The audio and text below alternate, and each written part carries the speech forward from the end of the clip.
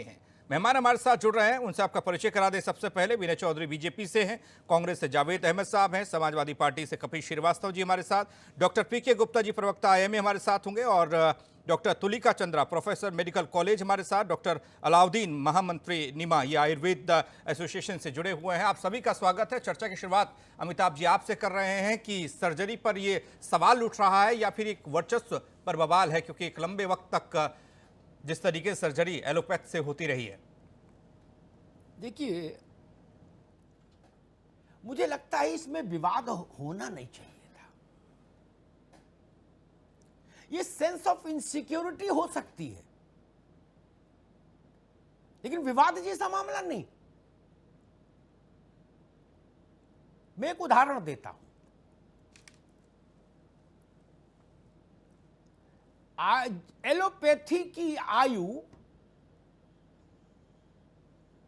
Internet पर भी पढ़ी है और डॉक्टर्स को पता भी है।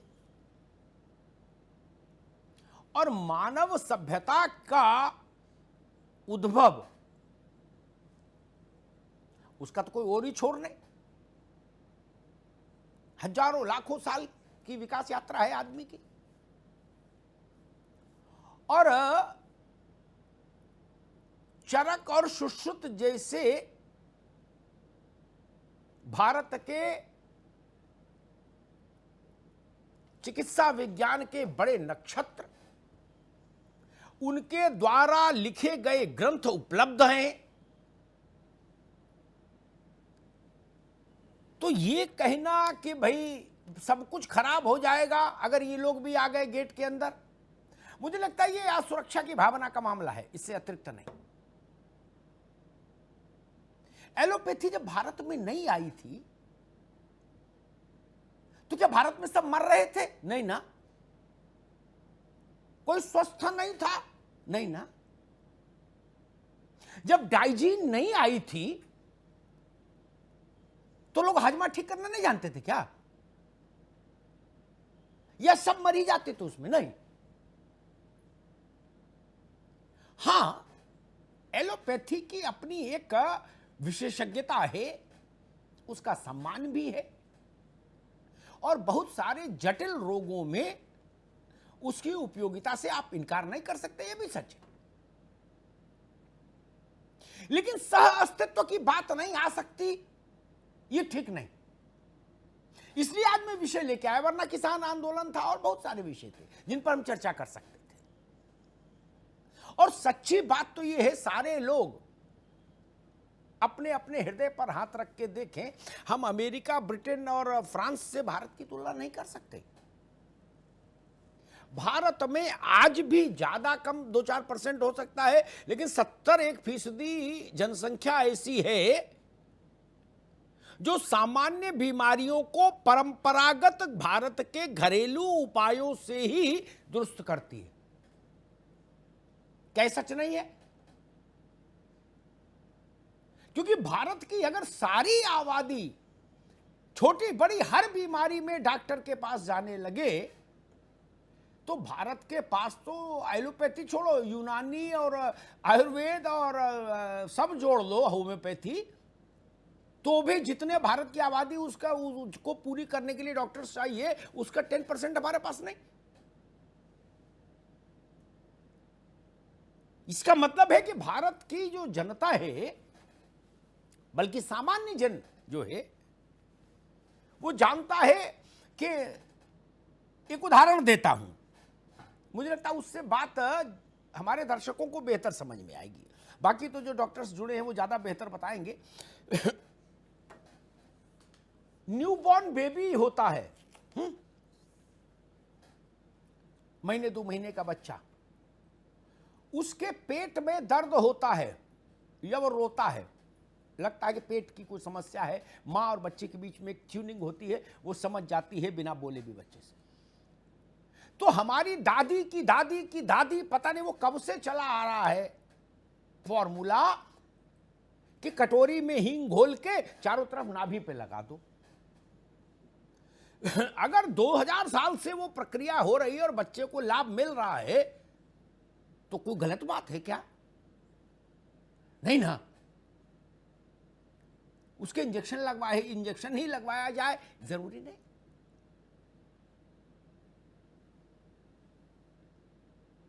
आज भी शहद और भुने हुए अमरूद के पत्ते भूनकर शहद में उनका पाउडर बना के खाने से राहत है तो ठीक है, क्या समस्या है किसी को?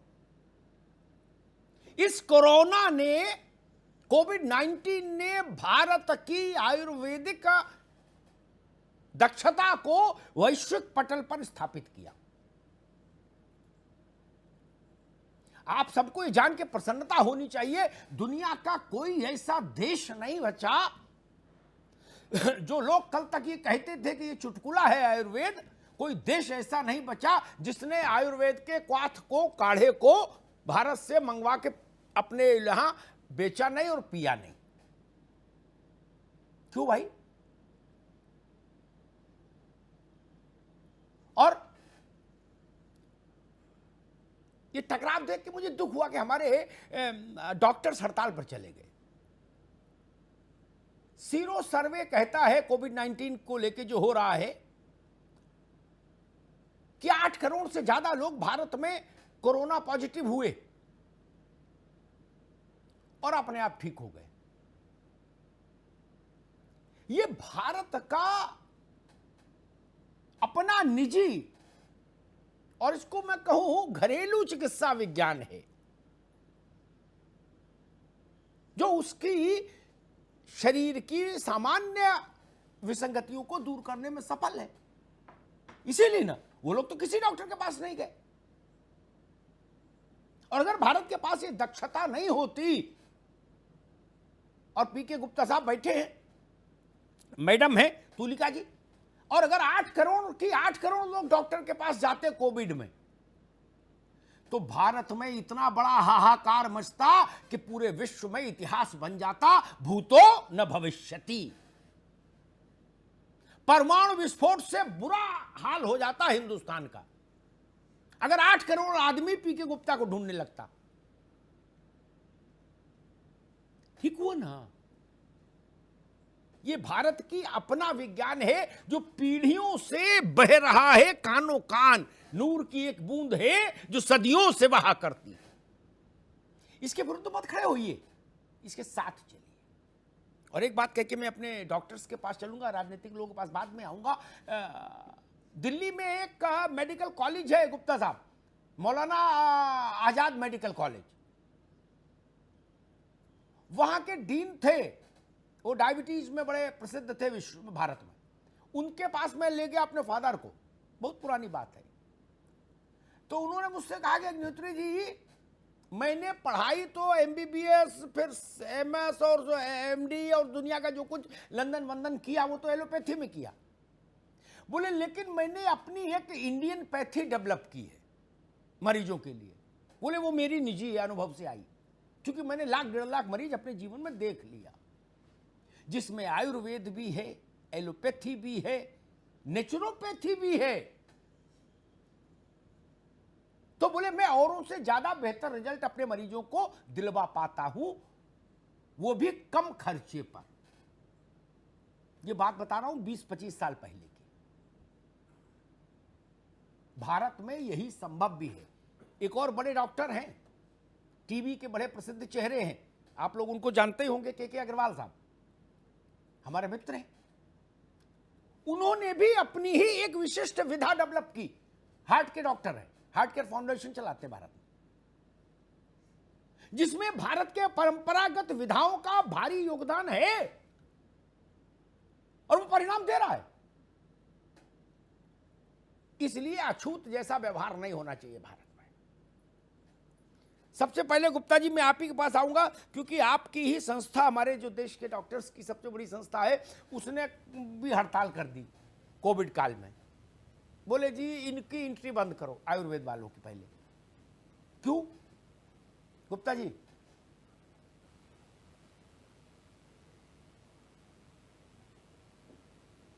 निश्चित तौर पे एक विषय उठा है और एक कोविड पीरियड में उठा है, और जहाँ तक आयुष की बात है, आयुष से कोई विरोध नहीं है। और इस समय देखिए एलोपैथिक डॉक्टर्स ने भी काढ़े की बात की लाइफ स्टाइल मॉडिफिकेशन की बात की, उसमें जो प्रिवेंटिव चीज़ें होती हैं, न्यूट्रिशन, उस पर बात की। लेकिन जहाँ तक सर्जरी की बात आई तो इसी दौरान, कोविड के दौरान ही एक नोटिफिकेशन आता है central council of Indian medicine की तरफ से, और आप 60 प्रकार की सर्जरीज को आप अलाउ कर देते हैं। सवाल ये है कि ये सर्जरी जो हैं वो किस तरीके से बिना ट्रेनिंग के, बिना प्रशिक्षण के, और इसको करने में कितने सक्षम है, इस पे पूरा अध्ययन होना चाहिए था। बिना हम लोगों ने ट्रेनिंग के कभी कैसे हो विरोध जाएगा नहीं किया हमारा? आयुर्वेद का। नहीं। आयुर्वेद हमारा साथी है, हम उसके साथ चल रहे हैं। लेकिन एक रिग्रेसिव स्टेप है जो कि सरकार को इस कोविड काल में नहीं लेना चाहिए था। बेहतर होता कि संसाधन बढ़ाते, आप वो आयुर्वेदिक जो कॉलेजेस हैं वहाँ पे सर्जरी की विधाओं को बढ़ाते, किस प्रकार से वो एनेस्थीसिया देंगे, पोस्ट ऑपरेटिव कॉम्प्लिकेशन कैसे वो मैनेज करेंगे, और भी पूरी टीम होती है उसमें, किस तरीके से इतने शॉर्ट नोटिस पे वो लोग ये डिफिकल्ट सर्जरीज जो एमएस करने के बाद अधिकृत होते हैं मॉडर्न मेडिसिन के डॉक्टर, वो करते हैं। सामान्य एमबीबीएस भी सर्जरी को नहीं करता है। तो इसलिए ये रिग्रेसिव स्टेप है, और हम सरकार से मांग करते हैं कि ये जो मिक्सोपैथी है इसको ना करके अपनी अपनी पैथी को डेवलप करना चाहिए। आयुर्वेद को डेवलप करें, यूनानी को डेवलप करें, हमारी अपनी पैथी है। लेकिन मॉडर्न मेडिसिन का जो एक आइकॉनिक जो एक स्पेशलिटी है सर्जरी, उसको जो है वो हल्के में नहीं लेना चाहिए। मेरा सरकार से और आम लोगों से यही आग्रह है, क्योंकि ये जन स्वास्थ्य के साथ एक तरीके से ये नाइंसाफी होगी। क्योंकि आम लोगों को समझाना बहुत मुश्किल होगा कि जो सर्जन है वो आयुर्वेद से सर्जरी किया, उन्होंने मॉडर्न मेडिसिन से किया है। तो निश्चित तौर पे इसमें एक बड़े सोच की जरूरत है, और समय के साथ साथ हमको लगता है सरकार इस पर विचार करेगी। गुप्ता जी ठीक है, मैं तुलिका जी की आपके पास आऊंगा, उससे पहले एक बात कह दूं। गुप्ता जी ने बात कही दिल्ली, बंबई, कोलकाता और लखनऊ मान लो, हद से हद, एटा, इटावा, फरुखाबाद, मैनपुरी, उमरदा, बकेबर, बदायूं, गंज डुंडवारा, पडरौना, कुशीनगर, अंबेडकर नगर, वहां पूरे शरीर का एक ही डॉक्टर है। इस गलत फहमी मत पड़ो, वो सुपर स्पेशलिटी फलाना, ये बड़े बड़े नाम यहाँ ही दिखाई देते हैं। नोएडा में, गंज डुंडवारा में नहीं है कोई नाम, एक ही डॉक्टर है, वो सिर के बाल से लेके और पांव के नाखून तक का इलाज कर रहा है। ठीक है ना। अभी तो इतनी सी आंख, उसमें 36 डॉक्टर। अपोलो में चले जाओ, मेदांता में चले जाओ, बोले ये आंख के पलक देखते, ये पलक के नीचे वाला देखते, इधर वाला देखते, ये रेटिना, ये सुपर रेटिना, ये इनर रेटिना, ये आउटर रेटिना। लग रहा रेलवे स्टेशन है कि ट्रेन आउटर पे है कि इनर पे। वही लोग भारत को कैटर कर रहे हैं। ये बड़े अस्पताल और बड़े सुपर स्पेशलिटी जो चीजें हैं, इनके पास कितना आदमी आ रहा पूरा साल भर में, देख लो। और वहां जो फौजी डॉक्टर बैठा है पडरौना में, वो साल भर में देख रहा 40,000 50,000 मरीज। इसलिए महाराज भारत है, उसके मिजाज के साथ ही व्यवस्था बनाओ। तुलिका जी, एक तो भारत सरकार ने ये नहीं कहा कि आप न्यूरो सर्जरी करने लगो ना, या आप ओपन हार्ट सर्जरी कर दो, सीधे चक्कू लिया, बोले लेटो आप तुम्हारा दिल खोलते हैं, ऐसा तो कहा नहीं। बहुत सामान्य सर्जरी इसके लिए अनुमति दी है, यानी इनिशियल स्टेज उनके पास पहुंचा है कि भाई यहां आप भी अपनी योग्यता का, अनुभव का उपयोग करिए, और ताकि भारत में अधिकतम लोगों को कम मूल्य पर स्वास्थ्य सेवाएं मिल सके। इसमें कोई हड़ताल जैसी चीज बनती थी क्या आपकी निगाह में, या आपका व्यू क्या है, आपकी आपत्तियां क्या हैं? देखिए, हमारे हिसाब से जैसे गुप्ता जी कह रहे थे, आयुर्वेदिक एक पद्धति है जो एक स्पेशलिटी है, इनफैक्ट बहुत अच्छी और बहुत पुरानी है। और आज का टाइम है कि हम इस स्पेशलिटी को डेवलप करें, ना कि उसको एलोपैथी से मिक्स करें। अगर हम स्पेशलिटी को, जैसे कोविड के टाइम पे आपने खुद कहा कि पूरे वर्ल्ड ने आयुर्वेदिक को माना है, तो हम ये चांस है कि हम आयुर्वेदिक को आगे बढ़ाएं। अगर हम उसको एलोपैथिक से मिक्स कर देंगे तो क्या होगा कि अल्टीमेटली आयुर्वेदिक खत्म हो जाएगी, वो भी मेजॉरिटी सर्जरी में चले जाएंगे। तो अभी सोचने की बात है, जब आदमी को थोड़ा इजी वे आउट लगता है। देखिए, आयुर्वेदिक है, इमीडिएट रिजल्ट्स नहीं देगा, ये तो आपको समझ में आता है। सर्जरी शायद इमीडिएट रिजल्ट्स दे दे, तो जो करने वाला है वो हर वक्त इजी वे आउट सोचता है, पेशेंट भी उसी पे खुश होता है। लेकिन जो आयुर्वेदिक की पद्धति है, इससे धीरे धीरे कहीं खत्म हो जाएगी, जो आज उसको बढ़ने का मौका मिला है। तो ये इंटरमिंगलिंग जो होती है उससे कभी कोई फायदा नहीं होता है।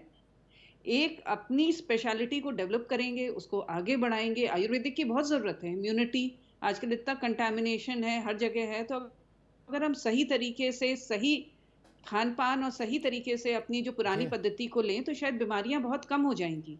ठीक है, लेकिन उसके लिए हमें इस पद्धति को ऊपर बढ़ाना है, ना कि उसको एलोपैथिक से मिक्स करना। ठीक है तुलिका जी, इसमें मिक्स नहीं किया, मिक्स नहीं किया।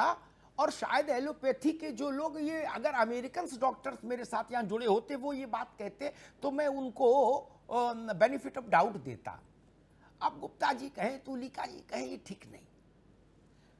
सर्जरी तो दुनिया को भारत से ही गई, भारत से ही गई सर्जरी भाई।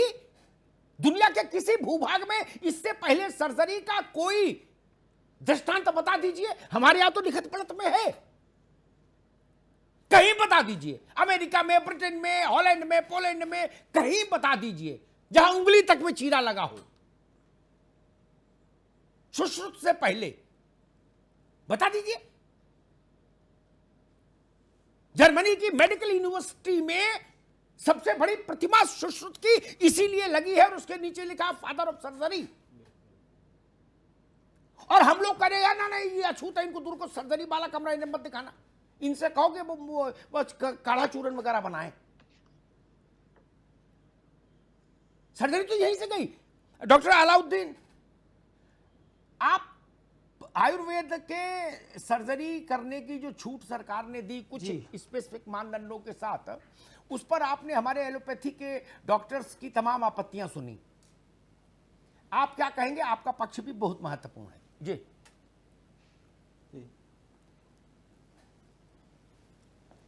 देखिए, सबसे पहले मैं बताऊं कि मैं नीमा, नेशनल इंटीग्रेटेड मेडिकल एसोसिएशन जी लखनऊ यूनिट का एक आयुर्वेद और यूनानी दोनों संगठन को लखनऊ में मैं महामंत्री हूं। और मैं इस बात को बताना चाहता हूं कि जो आयुर्वेद और यूनानी है वो एक सबसे पुरानी पैथी है।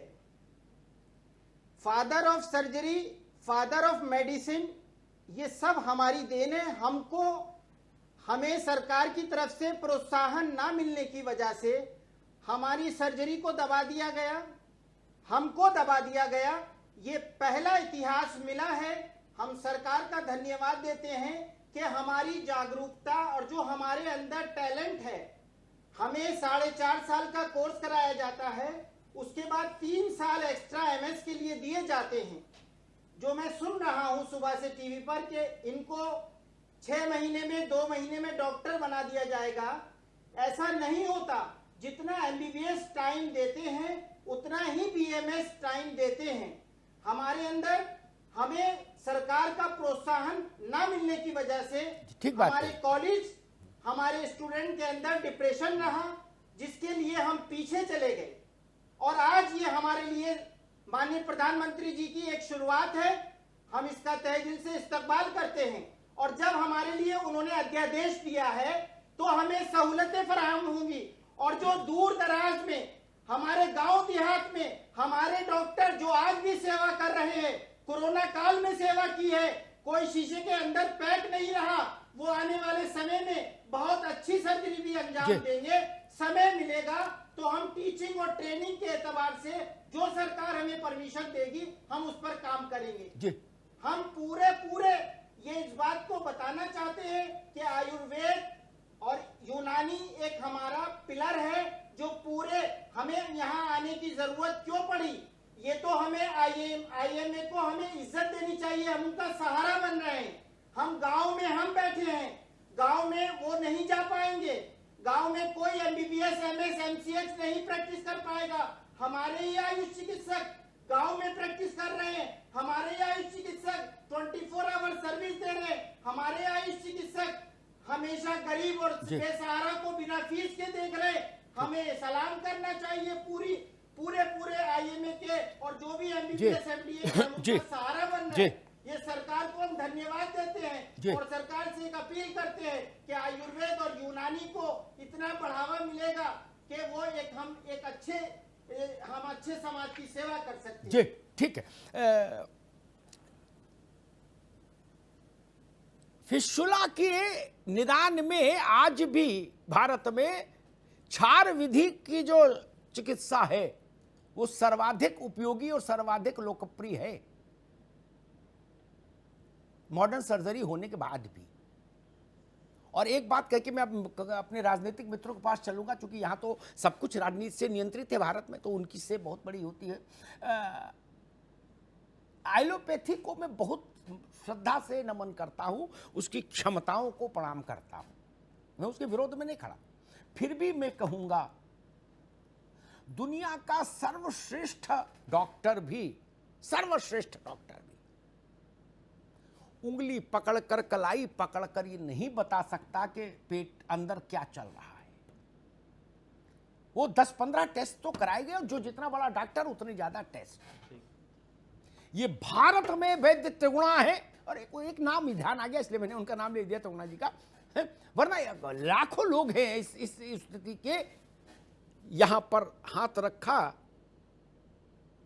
1 मिनट को, और सीटी स्कैन सामने, मशीन में नहीं डालते आदमी को कपड़ा उतार के, बोले चलो इसमें जाओ।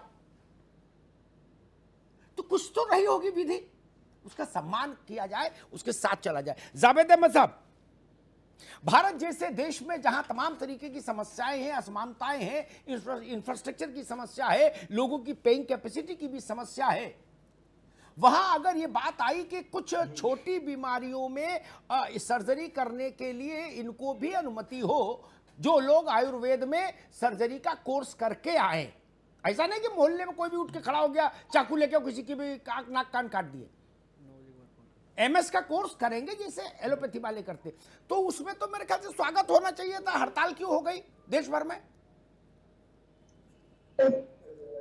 बिल्कुल निश्चित रूप से आयुर्वेद जो है भारत की बहुत पुरानी विद्या है, ये लगभग 2500 साल पुरानी विद्या है, और इसमें जो विरोध जिस तरीके से हो रहा है, जो भी किया है जी, उनको चिंता नहीं करनी चाहिए। देखिए, से लेकर 1960 तक बीएचयू में इस पर कितना काम हुआ। हमारी जो आयुर्वेद की जो सुश्रुत संहिता है, उसमें 100 तरीके से ज्यादा के सर्जिकल इंस्ट्रूमेंट है हमारे पास, और 8 ऐसी उसमें विद्याएं हैं, उसमें शल्य चिकित्सा की, कि जिस पर अगर कोई एमएस करके आता है और सरकार अगर उसके लिए व्यवस्था करती है, तो ये इसको अनुचित नहीं माना जाना चाहिए। देखिए, CCRAS हो या ICMR हो, इसने भी 2013 में आयुर्वेद की विद्याओं को मान्यता देने का सन 2013 में किया। डॉक्टर KN उडुप्पा को कौन नहीं जानता है कि बीएचयू में सर सुंदरलाल हॉस्पिटल में उन्होंने इस पर कितना शोध किया, कितना काम किया है। आज ये आवश्यकता है कि कंपटीशन का जमाना है। अगर मैं विरोध नहीं कर रहा हूँ एलोपैथी का, और किसी भी पैथी का विरोध होना भी नहीं चाहिए, लेकिन सस्ता सुगम इलाज आम आदमी तक पहुंचे, इसकी व्यवस्था होनी चाहिए। देखिए, आयुर्वेद में प्लास्टिक सर्जरी तक है। एक समय जब मैं पढ़ रहा था इसको, मैंने देखा तो उस समय युद्ध हुआ करते थे, नाक कान पे ज्यादा चोटें लगती थी, और ये आयुर्वेद चिकित्सा है तो नाक कान को पूरी तरीके से व्यवस्थित कर देता था एक शल्य चिकित्सा के बाद, और प्लास्टिक सर्जरी करता था। जी, बिल्कुल ठीक तो बात। मेरा IMA से एक अनुरोध है, एलोपैथी के डॉक्टर से अनुरोध है कि इसको एक स्वस्थ स्पर्धा मानते हुए इसका स्वागत किया जाना चाहिए, और जहां एक डर भय पैदा किया जा रहा है कि ये मिक्स थेरेपी, इसको मिक्स कर दिया जाएगा। देखिए, मिक्स होने का एक नुकसान हुआ कि एक अंतरराष्ट्रीय जो ये मल्टीनेशनल थी, इन्होंने किस तरीके से, क्या भारत के अंदर आयुर्वेद और यूनानी की डिस्पेंसरी नहीं है, गांव-गांव है, शहर में। ठीक है जावेद भाई, आपने बड़ी अच्छी बात कही, मैं बाकी लोगों के पास चलूंगा। कपीश जी, वही मसला जो 5000 साल से हमारे देश के रक्त में जो विधा बह रही है, प्रकृति, कहीं जाना नहीं, कोई फैक्ट्री नहीं, प्रकृति से ले खाओ और स्वस्थ हो जाओ, यही आयुर्वेद था। उसके साथ कंपटीशन की भावना क्यों देखी जा रही है कि भाई हमारे यहां भीड़ कम हो जाएगी, आयुर्वेद वाले हमारी भीड़ खींच लेंगे? ये कोई फिल्म निर्माण है क्या कि यहां थिएटर इनका चल जाएगा, मेरा नहीं चलेगा? भारत तो 150 करोड़ लोगों का मुल्क है भाई। कपिश जी। बिल्कुल अग्निहोत्री साहब, सबसे बड़ी चीज यह है कि चिकित्सा पद्धति चाहे जो भी हो, एलोपैथिक हो, होम्योपैथी हो, आयुर्वेदिक हो, यूनानी हो, ये ऐसी चीजें हैं, आयुष विभाग जो है वो कहीं ना कहीं उसकी एक अपनी अहमियत होती है। एक चीज मैं ये कहना चाहूंगा कि देखिए, शल्य चिकित्सा ऐसा नहीं है कि अभी से आरंभ हुई या जब से एलोपैथी हम लोगों ने जानी तभी से है। शल्य चिकित्सा बहुत पहले से भी हुआ करती थी और हमारे पुराने ग्रंथों में भी आपने देखा होगा, अगर गणेश जी का सर बदल दिया गया था तो वो भी आयुर्वेदिक ही पद्धति रही है। लेकिन मैं एक बात ये जरूर कहना चाहूंगा कि सरकार कोई फरमान लेकर के आती है, उससे पहले उसे कम से कम एक रिसर्च करना चाहिए, क्योंकि जिस गर्वान्वित तरीके से हम आज आयुर्वेदिक का वर्णन करते हैं या उसके लाभ को बताते हैं, ये पैथी में वाकई बहुत ज्यादा मिक्सअप कर दी गई, क्योंकि अब ये ना पूरी तरीके से आयुर्वेद पर आधारित हो गई है और ना ही पूरे तरीके से मॉडर्न है। क्योंकि हम तमाम चीजों को देखें तो वैदिकी जो है वो शुद्ध रूप से आती है, वो आयुर्वेदा में आती है, और वैदिकी के साथ उस समय शल्य हुआ करता था। लेकिन वर्तमान समय में जो इसकी शिक्षा का देने की पद्धति है वो बहुत कुछ एलोपैथी से मिलती हुई है, इसलिए मिक्सअप होती हुई ये दिखती है। मैं एक चीज ये कहना चाहूंगा कि सरकार जब अध्यादेश लाती है या इस तरीके की कोई ऑर्डर्स लेकर के किन्हें भी सर्जरी के लिए दिया जाए, तो सरकार को ये एजेंसीज को चाहिए कि वो ठीक है। आपका पॉइंट समझ आया कपिश भाई, आपने ठीक पॉइंट उठाया, ये पॉइंट ठीक उठाया। इसमें मेरी जानकारी है, इस पर सरकार ने लंबे समय चिंतन किया, इस पर शोध हुआ, उसके आधार पर ही अनुमति दी गई। ये एक दिन सो के उठी सरकार और चिट्ठी लिख दी, ऐसा नहीं हुआ। बाकी अलाउद्दीन बताएंगे ब्रेक के बाद जब आएंगे इस पर डिटेल में। लेकिन मेरी जानकारी जितनी मैं रखता हूं, मैं विनय चौधरी के पास चलूंगा, भारतीय जनता पार्टी के प्रवक्ता है विनय चौधरी। बाकी तो मैं बहुत डॉक्टरी के बारे में भाई जानता नहीं, लेकिन पहले फोड़ा निकल आता था बचपन में तो माँ और दादी पुलटिस बांध देती थी और सुबह फोड़ा फूट जाता था, ठीक हो जाता था। क्या वहां डॉक्टर कहाँ रखा? और गरीबी में जाए कौन डॉक्टर के पास? बिल्कुल ठीक कहा आपने। और एक सबसे तो भारत नहीं चला क्या? बिल्कुल ठीक कहा आपने। अमिताभ जी, मैं आपकी सारी बातों से एग्री करता हूं। और आपने एक बहुत बड़ा एग्जाम्पल लिया जब डॉक्टर पीके गुप्ता जी ने कहा था कि आपने एक पर्टिकुलर कुछ सिटी के नाम लिए गए, लेकिन वहां छोड़ दिया गया कि एक हमारे देश का सबसे बड़ा टुकड़ा जो कि हमारे गांव और देहात का आता है, हम लोग उसको ध्यान नहीं रख रहे हैं। तो भारत कहां से ध्यान में रखा जाएगा? सबसे बड़ा जो जनाधार है देश के अंदर, वो गांव के अंदर, देहात के अंदर है। वहां आज भी कुछ ऐसे डॉक्टर बैठे हैं जो कि सिर्फ वहां के कम मूल्य में उन पेशेंट का इलाज करके दे रहे हैं। हम उनको वंचित कर रहे हैं, उनके अधिकारों से वंचित कर रहे हैं। लेकिन हमें ये समझना पड़ेगा, इस देश के अंदर हम डॉक्टर को भगवान का रूप के अकॉर्डिंग देखते हैं। तो यहां पे किस तरह की वर्चस्व की लड़ाई हो रही है, हमें ये समझ नहीं आ रहा है। यहां पे तो ये सोचना चाहिए कि अगर हम भगवान समझ रहे हैं तो जनता के दिल में या क्षेत्र जो लोगों के दिल में ज्यादा से ज्यादा इलाज मुहैया होना चाहिए। तो इसमें तो सरकार के लिए सरकार की सराहना करनी चाहिए हम लोगों को, जो कि सरकार के खिलाफ आप बगावत करने का काम कर रहे हैं। आज आपको पता होगा जो आयुर्वेदिक क्यों इस तरह की, अगर कहीं भी आईएमए जो इस तरह का डॉक्टरों की हड़ताल हो रही है, अरे आयुर्वेदिक को प्रोत्साहन देना चाहिए। आज भी कुछ इस तरह की लाइलाज बीमारियां हैं जिसमें कैंसर है, हाइपरटेंशन है, डायबिटीज है, हार्ट अटैक है, उसकी भी बीमारियों का इलाज एलोपैथिक के पास नहीं है। कहीं ना कहीं आयुर्वेदिक के पास वो इलाज है। तो ये समझने की जरूरत है हमें। अगर इस तरह की हमारे पास अगर सुविधाएं हैं, सरकार हमें मजबूत कर रही है, तो उन मजबूती के साथ सरकार के साथ हमें कंधे से कंधा मिला के खड़ा होना चाहिए, स्वागत करना चाहिए इस फैसले का। ठीक है विनय जी, एक बात गुप्ता जी और तुलिका जी आपके संज्ञान में लाऊंगा। इस देश के बहुत बड़े राजनेता, मेरे साथ उनका परिवार का रिश्ता, नाम नहीं लूंगा क्योंकि रोग के उसमें नाम नहीं लेना चाहिए, एथिक्स के खिलाफ है। उनकी बेटी एक एक्सीडेंट में बहुत बुरी तरह प्रभावित हो गई थी। विश्व भर में उनके संपर्क संबंध थे। दुनिया के हर बड़े मुल्क और हर बड़े डॉक्टर से इलाज पर चर्चा हुई, इलाज हुआ, गए आए सब हुआ, नहीं हुआ ठीक। अयंगर साहब का नाम सुना होगा, भारत के योगाचार्य बहुत बड़े। उनकी शरण में बेटी गई, 2 साल में बेटी को पूर्व की स्थिति में ला के खड़ा कर दिया। अमेरिका से जवाब मिला था जीवन भर बेड पर रहेगी, कुछ कर लीजिए।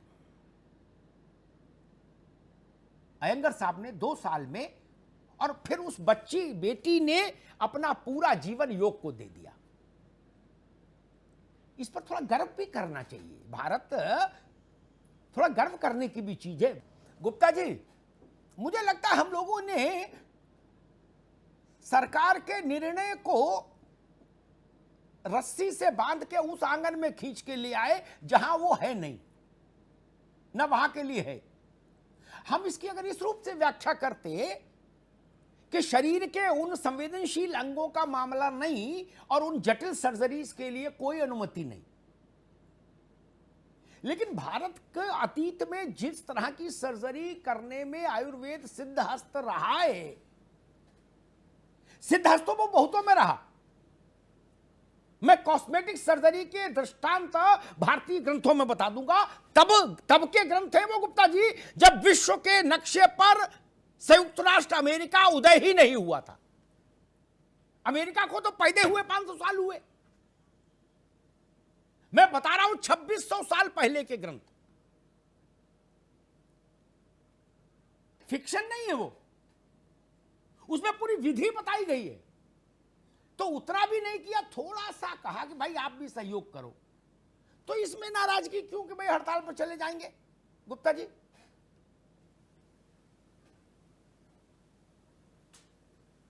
नहीं, बिल्कुल नहीं, नाराजगी की बात नहीं है। देखिए, मॉडर्न मेडिसिन 200 साल पुराना है। हाँ, और जो आयुष पद्धति है आयुर्वेदिक 5000 साल पुराना है।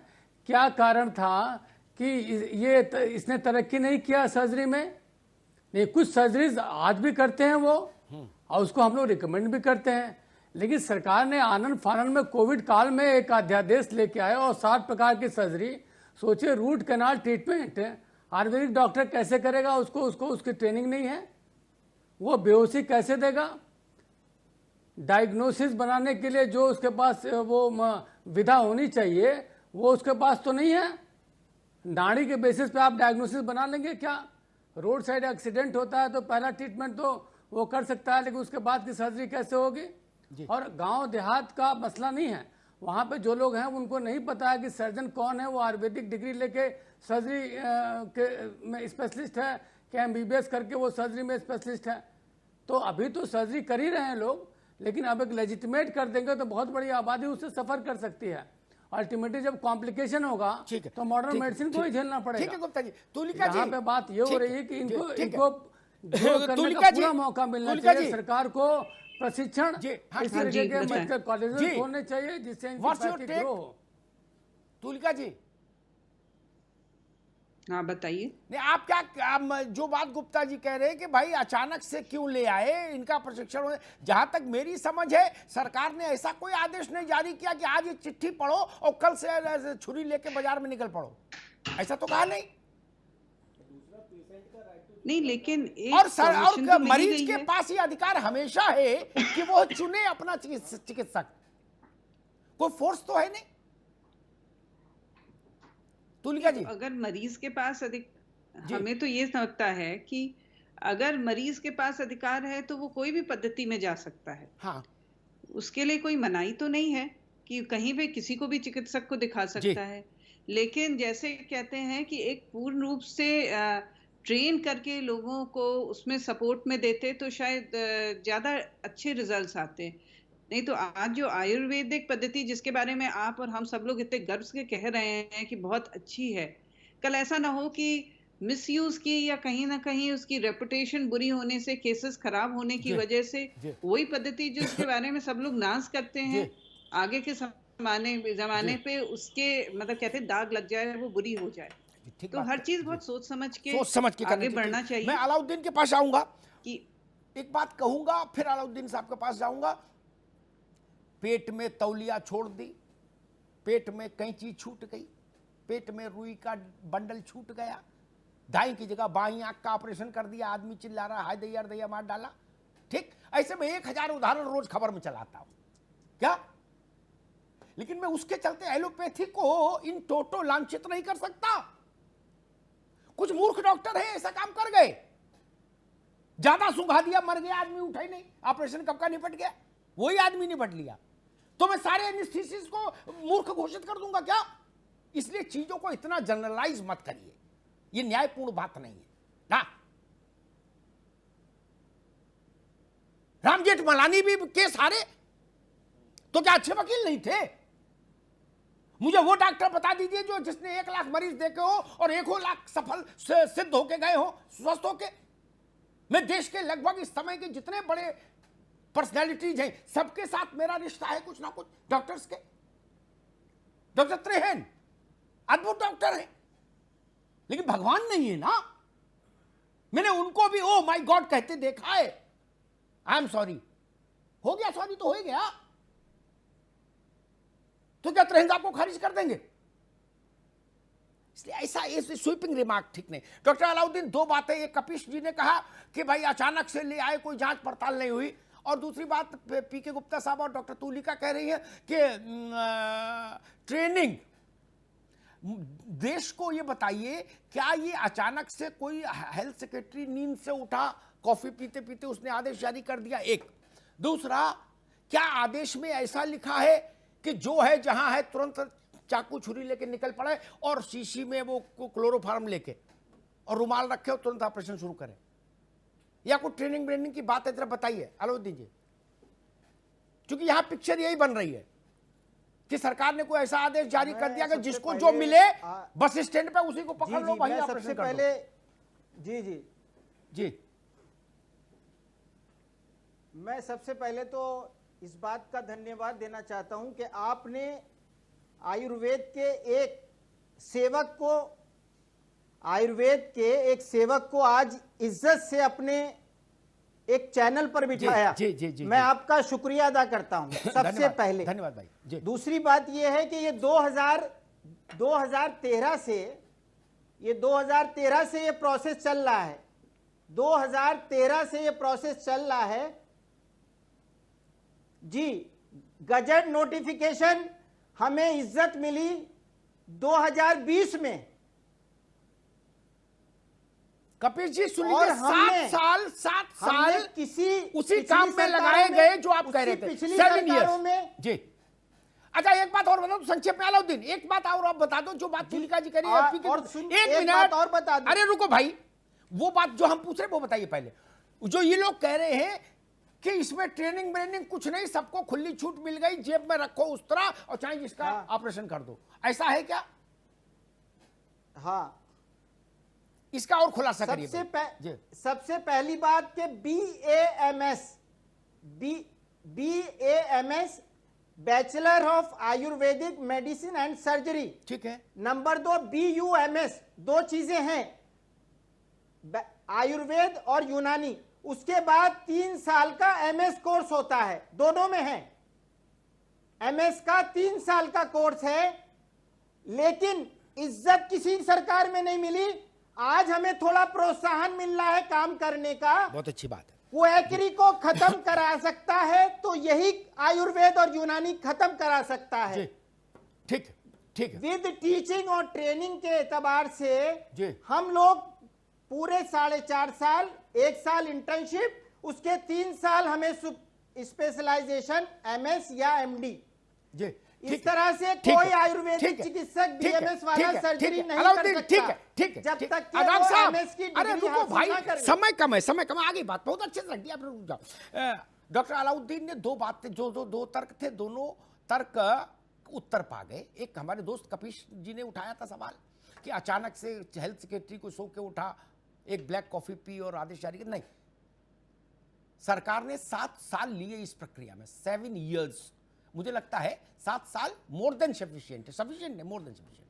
और जो बात डॉक्टर पीके गुप्ता या डॉक्टर तुलिका कह रही थी, एक ऐसा इंप्रेशन क्रिएट हो रहा था आवाम के भीतर कि सबको छूट दे दी कि अपने अपने मोहल्ले में ना हो तो सैलून वाले से उस तरह ले आओ, कैंची ले आओ, चाहे जिसका गर्दन काटो। ऐसा नहीं है भाई। जितनी ट्रेनिंग आप MS में लेते हो 3 साल, उतना ही ये लेंगे।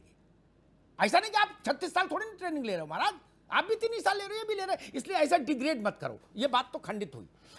जावेद भाई, मैंने भारत के स्वास्थ्य मंत्री थे अंतुले साहब, उनके अधीन तो सारे एलोपैथी वाले थे, चाहे जिसको घर बुलाएं चाहे जिससे इलाज कराएं। क्या पूरा एमसी घर चला जाएगा हेल्थ मिनिस्टर के? तो मैंने उनको निजामुद्दीन में एक वैद्य के यहां बैठे देखा कई बार। क्या क्या कराने गए थे? हम लोग अपनी विधाओं को, अपनी विद्याओं को इतना हिकारत की नजर से क्यों देखते हैं? ये मामला मानसिकता का है, भावना का भी है। जी देखिए अमिताभ जी, मैं आपकी बात से सच सहमत हूँ। हमें अपनी विद्याओं का हमने सम्मान करना छोड़ दिया, इसीलिए हम आश्रित हो गए दूसरों पर। ये गुलामी का जो काल चला, जो भी गुप्ता जी कह रहे थे अपने समय पे कि क्या कारण था, अरे ये 1926 से बीएचयू ने इस काम को आजादी के पहले ही अपने हाथ में ले लिया था और पंडित नेहरू जी ने इसमें बड़ा प्रयास किया। वो प्रयास होते होते 2013 में कांग्रेस की सरकार ने ही उस पर देखिए आपको मान्यता मिली। छात्र सूत्र की अमिताभ जी आपने बात की थी, छात्र विद्या में देखिए एम्स जैसा संस्थान भी अपने मरीजों को उसके लिए जो है सलाह देता है कि इस विद्या से काम करा लीजिए। सबसे ज्यादा जो सर्जिकल इंस्ट्रूमेंट है आयुर्वेद के, वो आज मॉडर्न एलोपैथी भी उसका उपयोग कर रही है, उसमें से अधिकांश सर्जिकल इंस्ट्रूमेंट का। जो शंकाएं हैं डॉक्टर गुप्ता जी की या उनका जी की, मेरा उनसे एक निवेदन है कि देखिए देश के हित कि यहाँ पर एक बड़ा सवाल है ग्रामीण क्षेत्रों की, हमारी स्वास्थ्य सेवाएं बड़ी खराब है। नेहरू जी, इंदिरा जी भी आयुर्वेद पर बड़ा भरोसा करते थे। और देखिए इस पर ये बात जो शंका है कि कोई भी आएगा वो चिकित्सा करने लगेगा, अरे 3 पार्ट में है, वो पढ़ाई करके आएगा, उसका अध्ययन होगा। ठीक, जावेद भाई समय की कमी है, मैं कपिश जी से और विनय से भी टिप्पणी लूंगा। कपिश भाई, मुझे लगता है अब आप संतुष्ट होंगे। भारत ने 7 साल लिए। अमिताभ जी बहुत निष्पक्षता से मैं अपनी एक बात रखना चाहता हूं, उसको रखने दीजिएगा, क्योंकि वो जिज्ञासा हमारी नहीं है, पूरे देश की होगी। क्योंकि हमने अपने जीवन में, जैसा कि अभी अलाउद्दीन साहब ने कहा कि bachelor of Ayurvedic medicine and surgery, तो मैंने क्षार सूत्र से जो होती हैं भकंदर और ये सारी चीजों को, फेस्टुला को और पाइल्स को, इस तरीके की चीजों को आयुर्वेद से होते देखा। मैंने आई के उसमें, बीडीएस के उसमें, हार्ट के उसमें, अन्य जनरल सर्जरी में कोई बीएएमएस को सर्जरी करते हुए, हमारी भी 48 साल की एज हो गई और मैं चूंकि पेशे से अधिवक्ता हूं, कंज्यूमर में नेग्लिजेंस के मामले मैं डॉक्टरों की देखता हूं। मैं एक बात आपको कहता हूं कि जो इन लोग का स्पेशलाइजेशन के अंदर स्पेशलाइजेशन हो, आने दीजिएगा मेरी बात। मैं इसलिए कह रहा हूं कि जो आई सर्जन है, वो सिंपल अगर आई सर्जन है तो वो कटरैक्ट का तो कर लेगा, लेकिन डेविटी रेटिनोपैथी है, मोपिया है, तमाम किस्म की बीमारियां हैं, वो नहीं कर सकता, क्योंकि उसको उसमें विटपनी करनी पड़ेगी या बबलिंग करनी पड़ेगी या इंटीरियर पीवीआर को वो कैसे चेक करेगा। अब रुकना, समय कम है, मुझे बीजेपी के प्रवक्ता के पास चलना है। ठीक है कपिल बाबू, आगे बढ़। विनय चौधरी, देखो सबसे बड़ी बात है गुप्ता जी और तुलका जी बार बार ये कह रहे हैं और इनके पेट में दर्द हो रहा है। मुझे समझ नहीं आ रहा इस तरह की चीजें क्यों कर रहे हैं, जब सरकार ने साफ तौर पे कहा है कि पेशेंट को राइट टू चूज का अधिकार है, पेशेंट कहीं भी जा सकता है, तो ये समझने की जरूरत है और आपको उनका साथ देना चाहिए, ना कि उनके खिलाफ आप बगावत करनी चाहिए। तो मेरा ये निवेदन है कि आपको आगे आना चाहिए और सरकार का जो सरकार ने जो कदम उठाया उसका स्वागत करना चाहिए, क्योंकि आप जैसे डॉक्टर अगर आज स्वागत करेंगे तो शायद आपको देख के जो आपकी आगे आने वाली पीढ़ी है वो भी आज आपका आयुर्वेदिक के अंदर स्वागत करेगी। तो मेरा एक निवेदन है इस मंच के माध्यम से। ठीक सर, संपादकीय टिप्पणी। एक प्रश्न, मैं 2-3 प्रश्न जो यहां उठे कोशिश करूंगा उनका कुछ उत्तर ढूंढूं। एक प्रश्न आया कि हमने आज तक बीएमएस वालों को सर्जरी करते नहीं देखा। हां सच है, क्योंकि सर्जरी करने की अनुमति ही नहीं थी, करते तो जेल जाते, तो देखेंगे कहां से? अरे जब भाई परमिशन ही नहीं क्रिकेट खेलने की, तो क्रिकेट खेलता कहां से देखोगे? एक उत्तर, एक बड़ा प्रश्न उठा। दूसरा प्रश्न उठा कि बिना ट्रेनिंग चीर-फाड़ कर देंगे ये लोग देश में सबकी। ना जी ना, कोई वैसा आदेश नहीं है जैसा 75 में हुआ था कि भाई स्टेशन पे आदमी मिल जाए, मंदिर के बाहर मिल जाए, तुरंत पकड़ो और परिवार नियोजन करो और घर भेजो, कंबल लेके और थाली देके। वैसा थोड़े ना कार्यक्रम बताया गया। किसी ने कहीं लिखा है, पढ़ा हो तो बताओ, तो मैं अपनी बात वापस ले लूं। जितने वर्ष चिकित्सक बनने में और जितने वर्ष सर्जन बनने में हमारे एलोपैथी के अभ्यर्थी दे रहे हैं, विद्यार्थी दे रहे हैं, उतना ही समय आयुर्वेद के व्यक्ति को भी देना है प्रशिक्षण में, ना एक दिन कम ना एक दिन ज्यादा। इसलिए ये मत कहिए कि हम तो एवरेस्ट पे चढ़ के आए, ये एक मंजिल के मकान पर खड़े होकर चिल्ला रहे हैं। ऐसा नहीं महाराज, जितना आप चलोगे उतना ये भी चल रहे हैं, ठीक ना। स्कूल अलग हो सकते हैं लेकिन पढ़ के ये भी आ रहे हैं। तीसरा एक सवाल आया कि देश के स्वास्थ्य को बड़ी हानि हो सकती है। ये सवाल ठीक है, इसके दो उत्तर हैं। एक, चूंकि मैं राजनीतिक लोगों के सादा संपर्क में रहता हूं पत्रकार के नाते, तो एक तो वो उत्तर दे दूं दुनिया का कोई ऐसा राजनीतिक व्यक्ति नहीं होगा दुनिया में, भारत छोड़ो, जो ये चाहे कि मेरे किसी फैसले से, जो सरकार में हो, मेरे किसी फैसले से देश में हाहाकार मच जाए और मैं जिंदगी भर के लिए नस्ते नामूद हो जाऊं वोट से। ऐसा मूर्ख कोई है क्या? नहीं। ऐसा वायुमंडल क्यों बनाया जा रहा है? और इसका एक दूसरा उत्तर ये, सरकार ना कहती, अनुमति नहीं देती तो ऑपरेशन आज भी नहीं करते, आगे भी नहीं करते मतलब। लेकिन क्या भारत से आयुर्वेद को कभी आप निकाल सकते हैं? मेरा उत्तर है नहीं।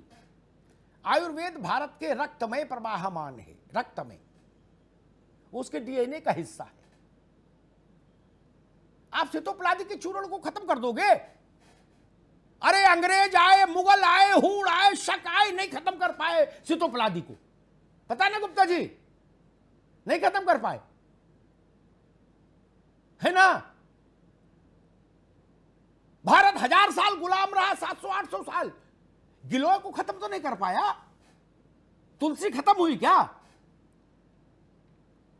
कैसी बातें हो रही इस देश में। और तीसरी एक और बात कहूंगा जी। बात आई कि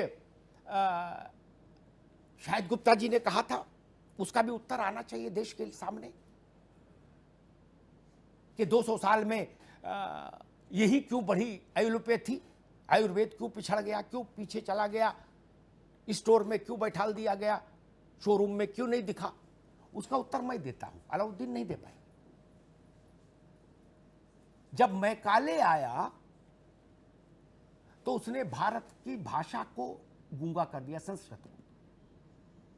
वो भाषा पढ़ा दी जो आज तक 75 साल में भी आदमी नहीं सीख पाया। गुप्ता जी, मैंने हिंदुस्तान देखा है पांव पांव जहाज से नहीं। खेत बेच के मुकदमा लड़ा ननकू ने, हाई कोर्ट से फैसला आया, वो जीता या हारा वो खुद नहीं पढ़ सकता। वकील से पूछता, वकील साहब मैं जीता कि हारा? ये कौन कर गया? मैकाले ना। अब कोई ये कहे अग्निहोत्री जी संस्कृत में कोई करिश्मा होता तो अंग्रेजी थोड़ी ना बढ़ती। अंग्रेजी को बढ़ा दिया भारत के राजनीतिक वर्ग ने।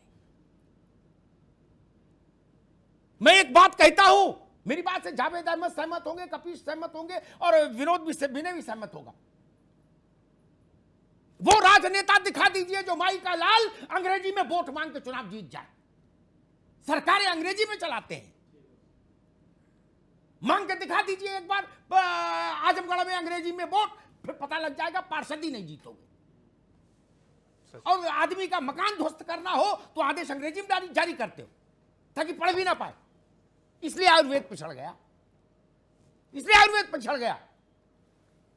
आपके ग्रंथों को ले गए अंग्रेज, अंग्रेजी में उसको अनुवादित किया और उस पर अपनी मोहर लगा दी, बोले हमारी खोज है, लो। गजब हाल है। एक छोटा सा उदाहरण देता हूं, मैं उदाहरणों से बात रखूंगा। गूगल देखिएगा जरा गुप्ता जी, आप तो योग्य व्यक्ति हैं, गूगल देखिएगा, बर्फ का आविष्कार कब हुआ, क्या 200-300 साल बताएगा मेरे ख्याल से, इसी लपेटे में, ठीक ना। वो झूठ है, क्या है, झूठ है, फरेब है। एक यात्री भारत आया था, ये कल्पना नहीं, रिकॉर्डेड है इतिहास में, उसका नाम था फाहियान। वो कन्नौज गया, वहां हर्षवर्धन का साम्राज्य था, हर्षवर्धन के महल में उसको बर्फ मिली। हर्षवर्धन कब थे पता है, पता है ना। इस झूठ में हम कब तक मोहित रहेंगे, इस मानसिक गुलामी से निकलो। सरकार के फैसलों पर मैंने आपत्तियां भी बहुत की, लेकिन जब कोई फैसला सरकार का देश के मन के लिए हो, देश की आत्मा के साथ हो, देश के स्वाभिमान के लिए हो, तो मैं उसके साथ खड़ा होता हूं चट्टान की तरह।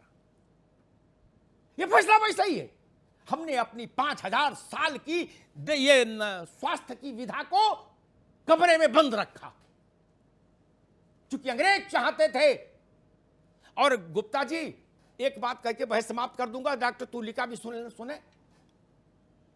इस दुनिया में, इस भारत में सब काम हो गया, सब काम हो सकता है।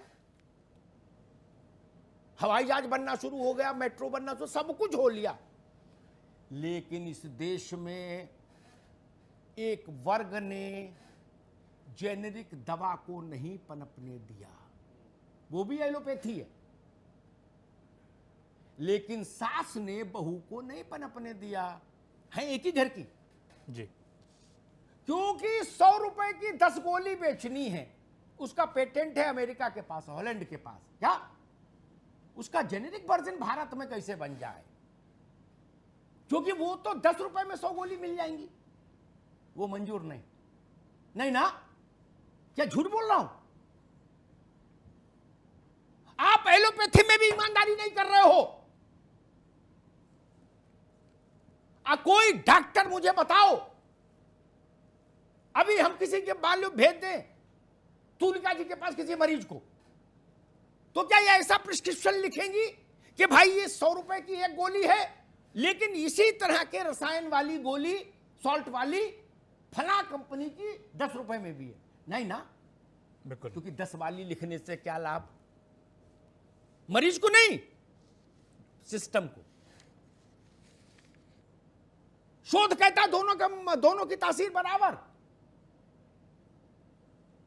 इसलिए भारत में तो आयुर्वेद को समर्थन देना ही चाहिए था, सरकार ने दिया, बधाई। और सरकार ना भी देती